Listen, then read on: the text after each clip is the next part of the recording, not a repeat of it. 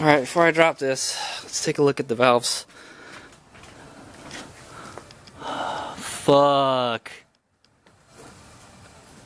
I can definitely tell you that the exhaust valves, every exhaust valve contacted the piston. And one of them is fucking, well, it's probably because of the cam. Which is our bad one? Let's see. This one. So, it's right here. The one that's stuck open is probably really bent. Oh, they're all bent. Yeah. These two are bent. These two, maybe not. Maybe a little bit, but there you go. You're here. See right here, right here, right here. Yeah, pretty much every valve hit, but it was the exhaust set. Seemed to have taken it, most of it. So this head is toast, man. That's why I bought a new one, or a refurbished one anyway. So yeah, that's it. Let's take a look at the pistons. Ooh, yep, this one took it pretty good, man. I think it'll be okay. Oh yeah, look at that. Fuck. Yeah, so it looks like piston number 3 hit the hardest, but all of them should be fine. It's not too bad.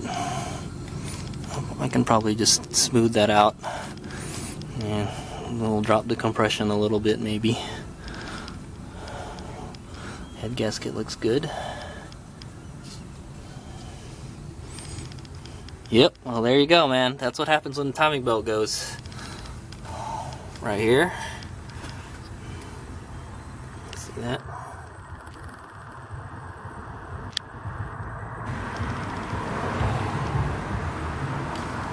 So number 3 had the worst, but I'm very lucky that there's no holes in the pistons. Yep. So that's number 3, and that's probably the worst one right there. Number 3.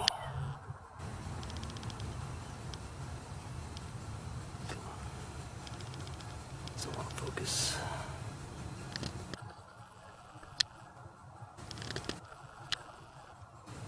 Come on, focus. There we go. Yeah, it's pretty bad, but it's okay.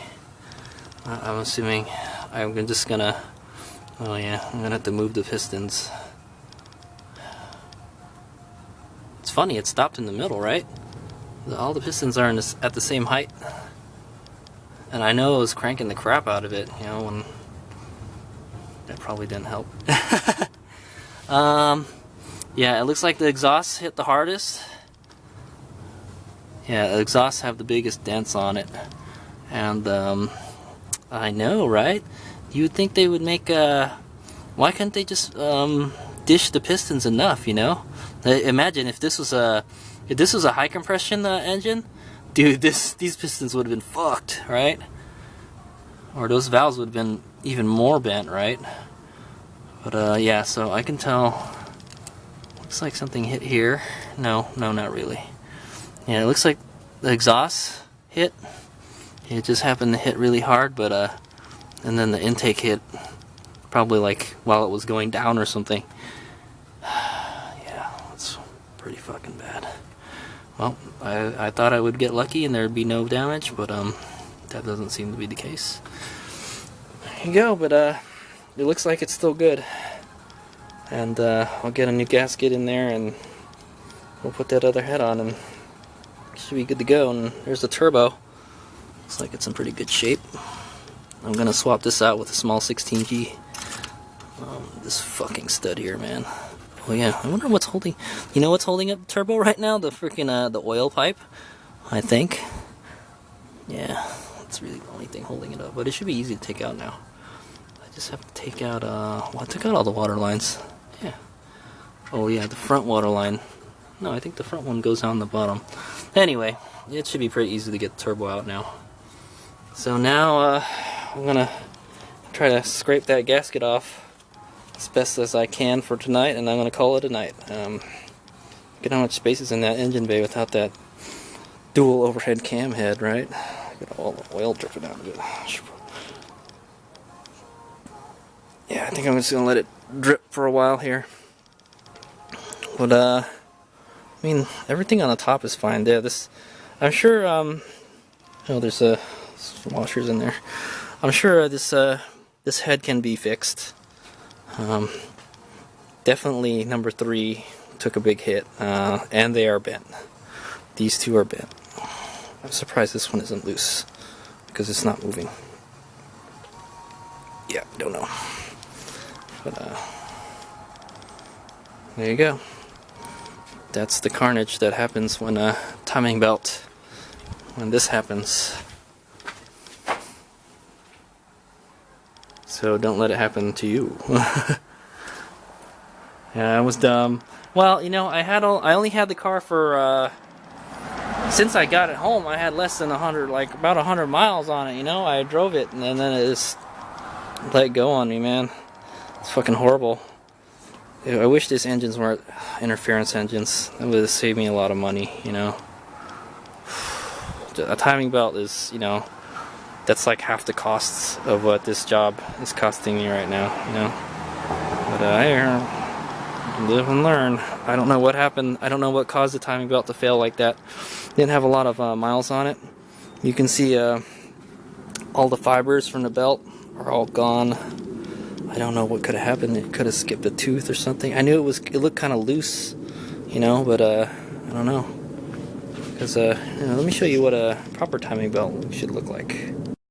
There you go. This is one I've had in here for quite some time. This is my Eclipse, and it is, I don't know, it's a little bit loose, a little bit, but not as loose as the other belt was, you know. And yes, I don't have the timing belt cover on it because some dodo brain pried these cam gears off and bent them, but it's been driving fine like that. So yeah, there you go. No bueno. Oof, that is mega bent.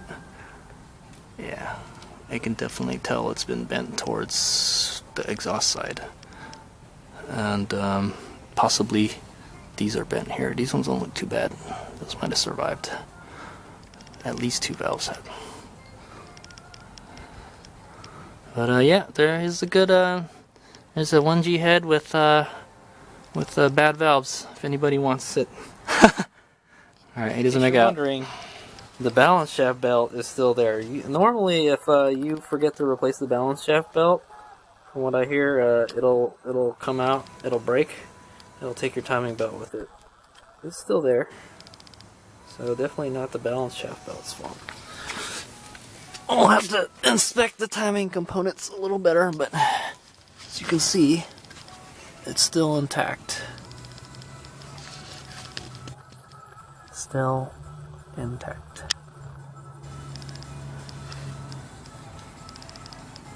You can still see it. Just tiny little belt. So I don't know. I'm hoping I put that on right because I don't want my car to like vibrate a whole lot. All right, I'm trying to peel off the head gasket, and a little interesting to note here. So here's the this part doesn't get squished at all when the head's on, and this is, so you can tell it's squished like a good millimeter or 2, man. That's how tight that head gasket's on there, man. See this part coming off here on the top. I mean, it's part of the fiber. It's supposed to squish like that, but this is something interesting I want to know. There's a head gasket. I just peeled it off. What a waste, man. It's still good. Nothing wrong with it at all. You know, this didn't have very many miles on it. Well, actually, it's kind of unknown how many miles are on this gasket, but it's, I mean, it's a Japanese engine. You can bet it probably didn't have too many miles on it. But you can tell, like, a layer of that fucking carbon shit came off and stuck onto the block. So there you go. It's gonna be scrape city now. Shit. Oh well. Let the fun begin. I know, this is the one part about working on engine and stuff that I don't like at all. It's gotta be operating room clean. Right? Anyway. Well, not quite, but close. Alright, HadesOmega out. Alright, so yeah, I got the head off. I'm taking the manifolds off. Boy, that intake manifold is a horrible, horrible design. At least for the mechanics wise. So I don't know why there's so much oil. Oh, it's probably the EGR or something. But anyway, I got the intake manifold off. Looks like the EGR is in okay shape. So I noticed that here the exhaust the gasket is burnt. I'd imagine wasn't torqued properly or something. So number one was leaking. So you can see there. Number one is leaking. Other ones are the same color. Interesting to note. So that's no bueno. So number 3 had the bent valve. We can just kind of peek in there. Yeah, you can't really tell from here.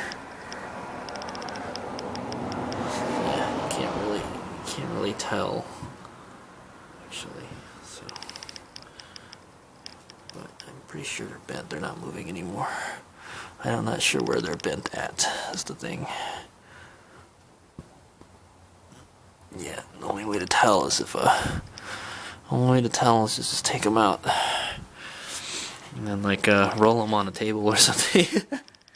Why might I do that? I don't know. But anyway, I wound up taking off the manifolds because I don't, as you can see, I don't have a lot of space in my garage. So yeah, so I took out the manifold so I can shove it right there in that spot. HadesOmega. Man, look at this engine. The engine hook is in horrible shape, man. I'm gonna have to like clean off all this rust. And oh well, you know what? That could be why. That could very well be why the my manifold heat shields are all rusty and stuff, because they're leaking. Not good. Yeah, so that can be good. I'd imagine everything on that side of the engine is black, so I'm gonna have to clean this up. It's still good, it's just rusty because of the heat and stuff. But let's take a look at that side of the block. Yeah, well, you can't really tell there's anything wrong with it, you know. Actually, it looks okay, so I guess it's just leaking. Not too bad, but there you go. This manifold, it looks fine from a distance. From a distance only. Well, from the top, looks okay. What the fuck? What is this?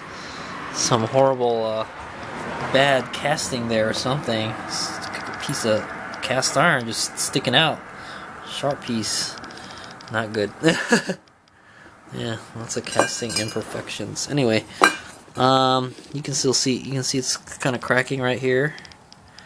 But on the bottom side, that's pointing towards a turbo, you can see it's starting to crack right here, all the way here, and it was cracking somewhere else. Where was it? Yeah, it always cracks around the collectors. I mean, it's a common problem with these cars. So I have a 2G manifold I'm going to put on, so this one's not going back on. Other than that, it looks okay. I don't see any cracks anywhere else. Maybe there's a little crack forming right here. It's hard to see. This one right here. Yeah, actually, it's cracking at the collector. Right? If you can, it's hard to see, but it's cracking a little bit at the collector. Interesting stories here, right? Yeah, right here. So that's where the other crack is. So I don't know. I wouldn't use this anymore.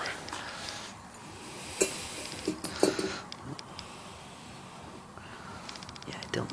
Yeah, it's actually, you can see it's cracking on the runners too. Right there. It's cracking, it's cracking, yeah. It's cracking on the inner runner. It's kind of weird, you can't see that. But you can only see that from inside. Interesting, interesting. Alright, well, that's not going back on the car.